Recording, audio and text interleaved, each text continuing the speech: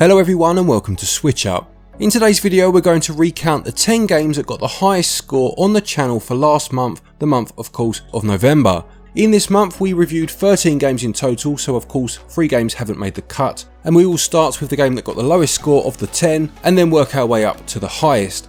I will stick links to all of the 10 games featured in this video in the top pinned comment, as well as those 3 games that didn't quite make it if you missed any of the reviews and want the full story. So which game got the highest score on SwitchUp for the month of November? Well, let's find out.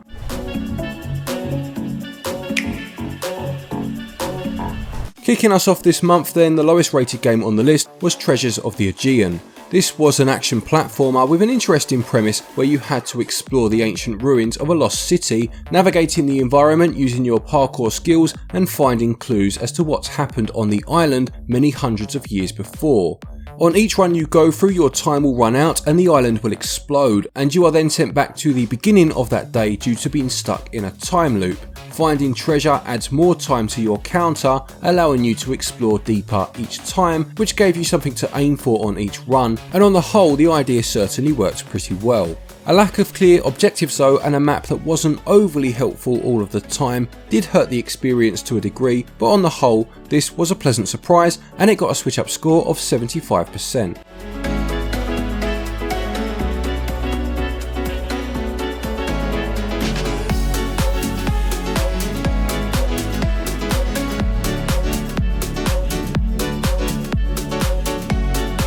Next for the month was Football Manager 2022 Touch. This is the 5th instalment of the streamlined version of the legendary management simulation series to hit the Switch, and includes some new additions for this year's version, including the new data hub, an improved transfer deadline day experience and a smoother match engine. The number of playable nations you can have at any one time has also been upped from 3 to 5, which is a big improvement, and the gameplay is as compelling and addictive as it has always been to anyone with an interest in football. The button-based controls are also much improved over last year's version, although the titular touch controls need a revamp going forward, as they haven't really improved very much over the years and should be much more precise than they are now, bearing in mind this is the 5th version. If you love the series you'll love it again, and it got a SwitchUp score of 78%.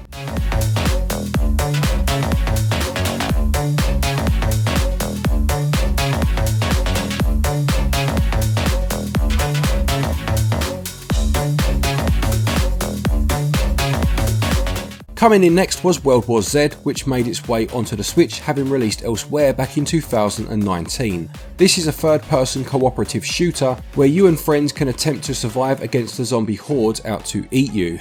What was good to see is that performance is most certainly solid on this Switch version, and while Saber Interactive's CEO did state that porting this game to the Switch was the hardest thing they'd ever had to do, the frame rate is locked at 30 frames per second for the vast majority of the time. Visuals do take a hit in order to maintain performance, as you would probably expect, but it's an impressive feat nonetheless when considering how many zombies can be on screen at any one time. It is quite pricey considering it's a couple of years old elsewhere and can perhaps get a tad repetitive, but a very solid port nonetheless, and it received a SwitchUp score of 78%.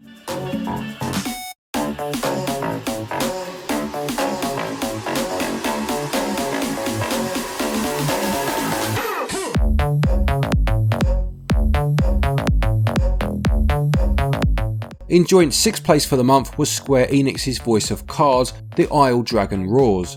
This sees you on a quest to slay a dragon in order to claim a bounty from the Queen, and you will recruit new members to your team as you progress. Everything is presented as a tabletop game, complete with a game master to tell the tale, and in gameplay terms there's a hint of choose your own adventure to it as the story plays out through the turning of the cards, but it also includes more traditional tropes of an RPG such as leveling up and side quests.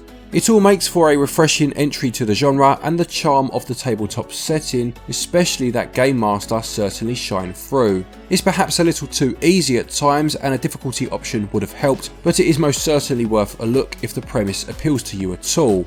It got a SwitchUp score of 81%.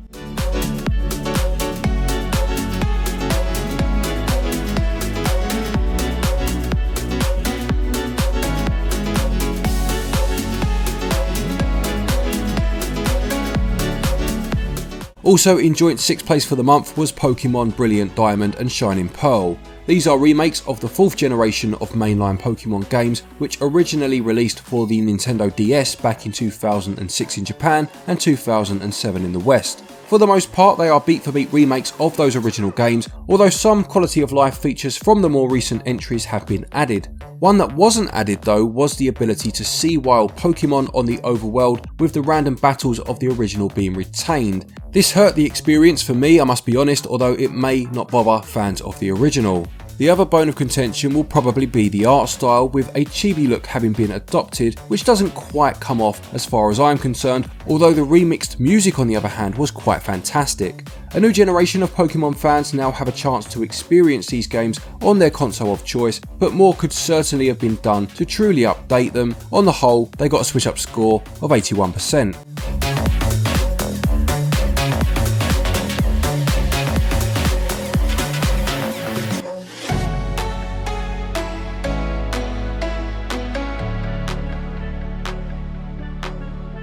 In 5th place for the month was Mario Party Superstars. This is the second Mario Party game to hit the Switch after 2018's Super Mario Party, and is a collection of 5 boards from previous games in the series' history remade for a new generation. As well as these 5 boards, 100 minigames plucked from previous entries are also included, and herein lies the strength of this game, with the vast majority of these minigames being fantastic fun. There is the option to play the game online too, which is another big plus and certainly adds to the game's longevity. Having said that, more boards would certainly have been appreciated, as whilst there's a nice amount of variety in the minigames, 5 boards doesn't really feel enough, especially for the standard Nintendo pricing being asked. Still fantastic fun though, and all things considered, it got a SwitchUp score of 83%.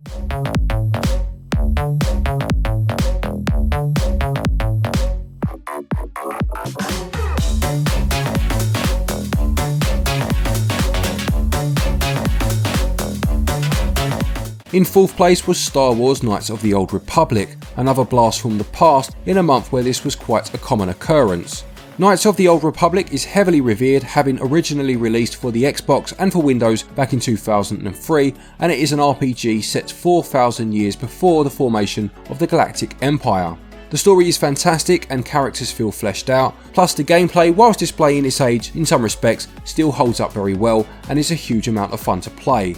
It's also selling for a reasonable price, and as well as the hordes of fans out there who will no doubt pick this up again, these points may well be enough to tempt a few newcomers, whether hardcore Star Wars fans or not, to see what all the fuss has been about over the last 20 odd years. It got a SwitchUp score of 85%.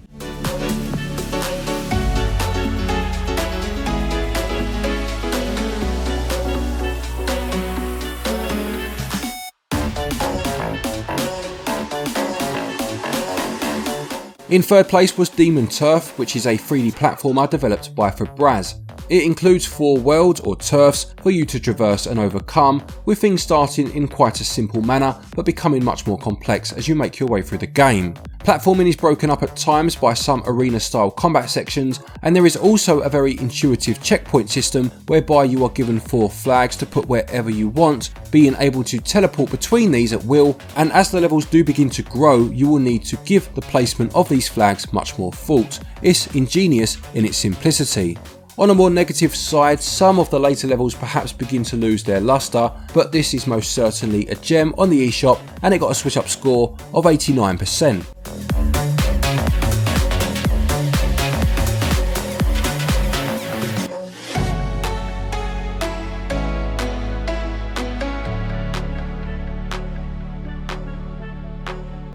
In 2nd place for the month is a game that's almost become a bit of a legend, a myth being told over campfires it took so long to arrive, and that's Shin Megami Tensei 5.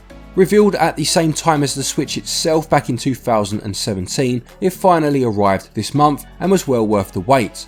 The newest part in the turn-based RPG series is a fantastic addition to the Switch's library, as you negotiate with demons in order to have them join your party, merge them together to create stronger demons, and learn miracles that can strengthen your protagonist with passive abilities and new skills.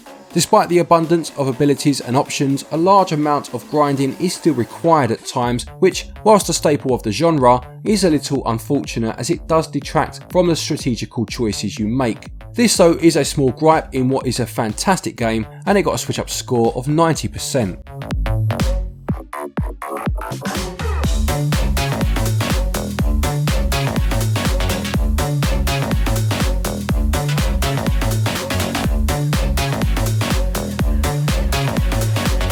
But taking first place for the month, right at the last two as it was one of our most recent reviews, was Death's Door. This action-adventure game sees you playing as a crow who reaps souls for the Reaping Commission headquarters, and this premise is handled with a good dose of humour and incredibly tight gameplay as you roll, swipe and shoot your way through well-designed levels, which also have a bit of a puzzle element to them. Souls you collect can be used as currency to upgrade your character, and new weapons and magic powers will be earned along the way. The art direction has a slight low poly feel to it, with a vibrancy to some levels that works very well when set against the grayscale features of the Commission HQ. A truly fantastic and incredibly polished game that got a well-deserved SwitchUp score of 91%.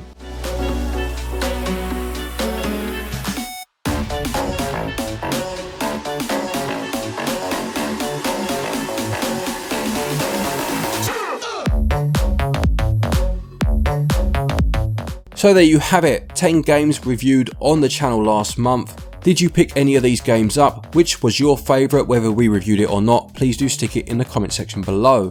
As I said, we did review 13 games in total, so links to all 13 of those reviews will be in the top pinned comment if you want to have a look.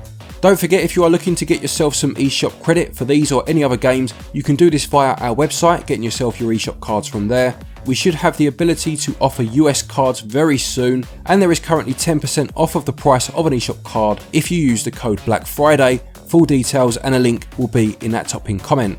A quick thank you to our Patreons as always for your continued support, and to each and every one of you for watching our videos. Take care, and until next time, happy gaming.